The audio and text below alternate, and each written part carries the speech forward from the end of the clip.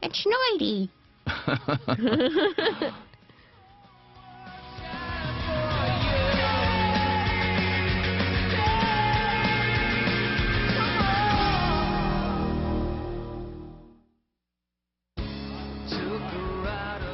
This is an establishing shot about 2 years ago. Seems to still be working. Been trying to break through the plan of Chloe for 2 halls now. Yeah, I guess. This is an actual live school that a school in Vancouver has allowed us to shoot in. We've painted it, decorated it. We have one part of the school. And, you know, every, I guess whatever it is, 40 minutes, whenever class is out, the bell goes and we stop shooting. And we wait for all the kids to go to their classes. And sometimes some of the students are extras.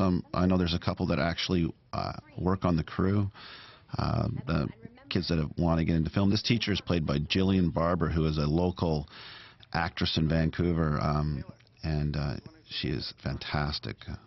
A big fan of hers, and I was thrilled to get to work with her, and I think she did an amazing job in this show. This was a hard episode because James and I were talking about it, and we didn't want Chloe to come off as mean or have no compassion or anything like that. This whole idea of the transference was Ken Horton's idea. We needed to affect her somehow, and we knew we wanted to do it with some kind of a visual effect, but the idea of her just spraying her seemed kind of gross, and we didn't want to touch because we had just done that, and so Ken came up with the idea of actually passing through the particles like that, which I thought was a great idea.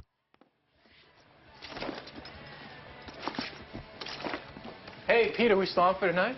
Oh, yeah. The whole idea, you know, the theme truth. When we were prepping the show, this script went through an awful lot of rewrites, and it kept getting better and better and better. And it was obvious that if somebody has to tell the truth, it was going to be funny. There was no way to get around it. If somebody's forced to tell the truth, it's like stubbing your toe on a coffee table or something. I think you're supposed to laugh. It's mandatory. And this was kind of case in point when Sam tells the truth and knows he's doing it. This was a lot of fun to shoot.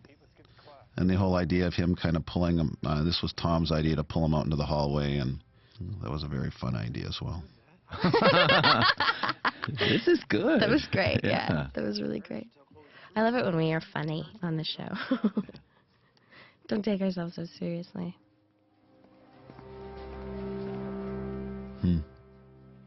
Oh. Michael's swagger. Thanks for dropping by. No self-deprecating comments, John. It's not allowed on the commentary. This scene here, I had a family emergency, and this scene, as well as a later scene between them, was shot by Brian Knight, first assistant director, and I think he did a fantastic job. I was very pleased when I saw the footage. By scrambling the hazmat team? Just a precaution. Or a wild overreaction?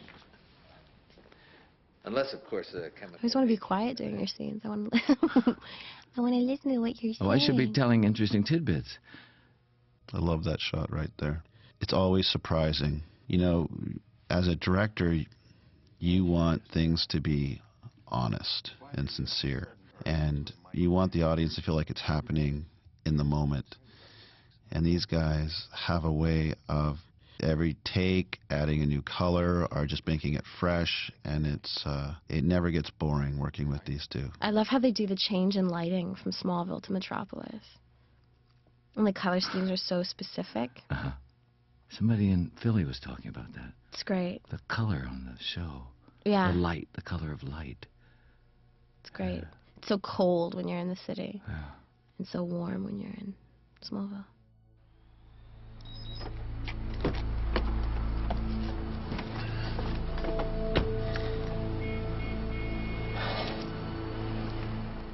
Michael's so good. Yeah, Michael's great. So good. He's so funny. Rosie. My son.